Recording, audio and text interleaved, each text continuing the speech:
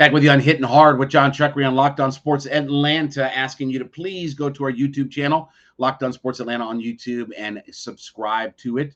Be a part of our community. Leave us a comment. Tell us what you think about the show. Give us a review.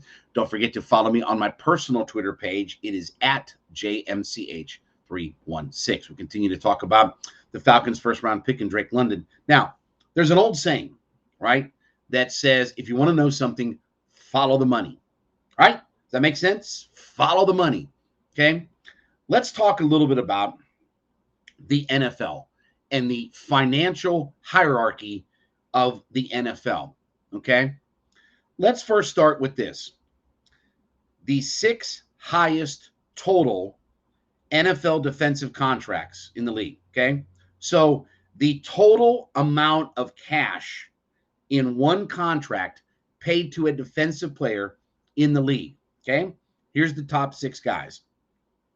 Khalil Mack, Bosa, Donald, Garrett, Von Miller, TJ Watt. Okay? What do all of those guys have in common? That's the 6th highest total valued contracts defensively in the NFL. What do they all have in common? Well, let's see here. Mack, Bosa, Donald, Garrett, Miller, Watt. Oh, they sacked the quarterback. Okay? Let's see. Mack was first rounder, Bosa first rounder, Donald first rounder, Garrett first rounder, Miller first rounder. They all are first round draft picks. So first round guys who rack up tons of sacks are the 6 highest total defensive contracts in the NFL. Okay? So when NFL teams say, where do I want to allocate the most cash over a length of time in a contract, I want to give it to a first-round pick who sacks the quarterback. 6, not 1 or 2, the 6 highest. Now, until you get into later on in where things rank, that's when you start to get into corner. And part of that is just the recency of guys getting their biggest contracts. But pass rush is still what pays in the NFL. Let's flip over to the offensive side of the football. When we look at the same metric, the top 20 highest contract values. So to give you an idea, Pat Mahomes got a $450 million contract, right? Contract value offensive players, okay? Until you get to the 10th contract, the 9th contract, the first 8 guys are all quarterback. Devontae Adams is tied for 8th. He's at $140 million. He just signed his deal a month ago. With me? Keep this in mind. Just signed his deal a month ago. Trent Williams, left tackle, is 10. In the top 20 in the NFL as far as the highest value offensive contracts that are out there, 4 guys are wide receivers. Adams just signed a month ago. Tyreek Hill just signed a month ago. A.J. Brown signed last night.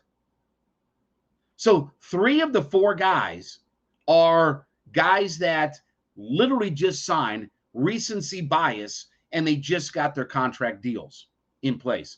The only other guy in that mix, Amari Cooper. So 4 guys in the top 20 are wide receivers. 3 guys are left tackle. Trent Williams, Ronnie Staley, Tyron Smith, who, by the way, other than Trent Williams, who just signed his deal, which is why he's 10th, those 2 other guys are not as new a contract as obviously what the wide receivers are. My point, and by the way, 13 other players are quarterback. My point is the only reason wide receiver is a value position now is because it's the most recent. Up until 6 months ago, quarterback and left tackle has still been the breadwinner of offensive contracts.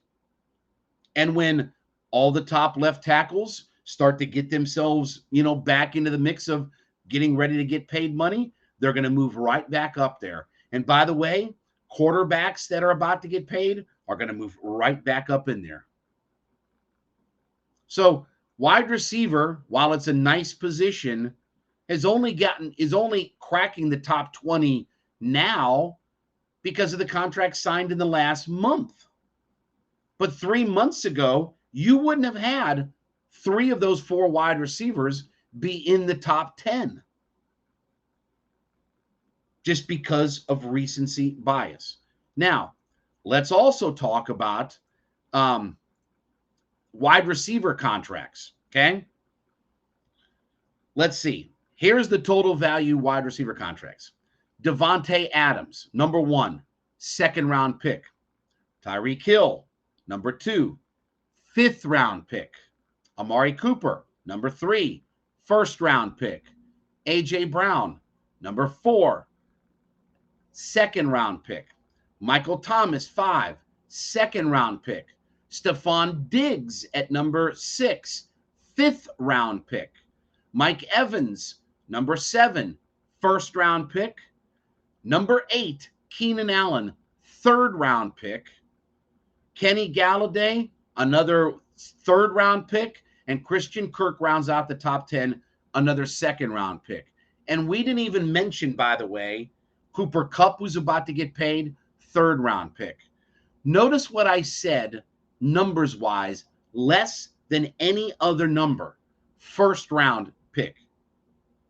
I said second, third, fifth. I said fifth as many times as I said first. Why am I saying that? Because, again, follow the money. You can find guys who are big-time wide receivers not in the first round. The highest paid defensive players are all first-round sack the quarterback guys. You see the trends that I'm getting to here? When you take the money into account, when NFL teams have to build their roster, see, they don't just do fantasy football like y'all do. Hey, I'm drafting this guy and I got this pick and I'm in a keeper league and all that nonsense. They have to spend real money. They have to evaluate real talent. They have to make a long-term commitment. They can't draft a guy in their fantasy league this year and then cut him next year with no consequence. If I sign you to $150 million, I've got a crap ton long-term invested in you. So who gets paid? Well, first-round sack guys make all the most money in the defensive side of the football in the NFL. Quarterbacks make the vast majority of all the money on the offensive side. And the only reason that wide receiver is now beating out left tackle by one guy in the top 20 is because of all the guys that literally in the last 30 to 45 days have signed a contract. One guy signed it last night in the draft in A.J. Brown. And all of the top paid wide receivers by and large are not first-round picks. The guys who are getting the most cash at wide receiver aren't taken in the first round. Teams find value. You see how the dominoes all come together in this? You can find guys that are big-time players at wide receiver later in the draft. You're not probably going to find big-time pass rushers later in the draft. Offensively, left tackle and quarterback are still the most valuable positions offensively in the NFL. Why do I know all of this? Because I follow the money. Don't forget, subscribe to our YouTube channel. Be part of our community, Hitting Hard with Jon Chuckery. We appreciate you making us your first listen every day. Don't forget, make your second listen every day. My buddy Mark Zinno, A to Z with Mark Zinno, the return of Mark Zinno to the Atlanta Sports Airways. He's got opinions you may not like, but you certainly need to hear them.